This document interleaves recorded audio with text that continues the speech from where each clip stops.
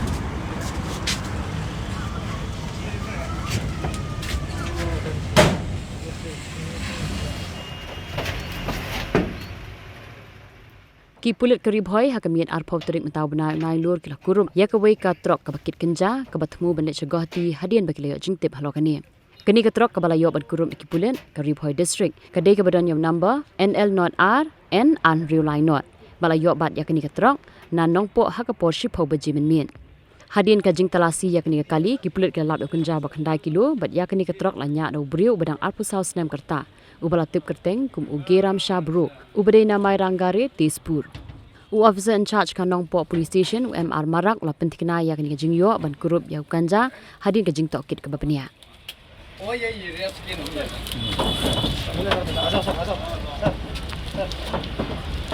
Emilis terima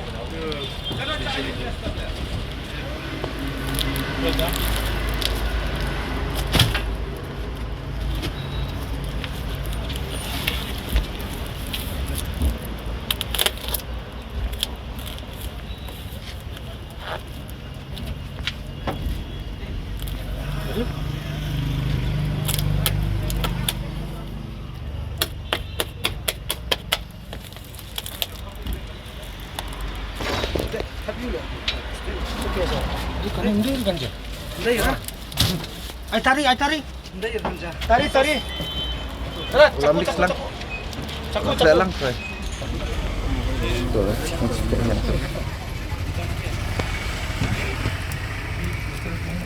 Talon mo. Kan hapit diyan po yo don. Yo nung don din. To bisa ka. Kita teman tok tahe tu. Tok tahe. Le jam saya okay. We got a source information that one truck is carrying some contraband substances. On receiving the information, we have put up a Naka checking, both in Umsning and in Nongpo. So during the Naka checking, we have intercepted one truck bearing registration number NL02 N2630, and one person was detained by the name Geramsha Boro.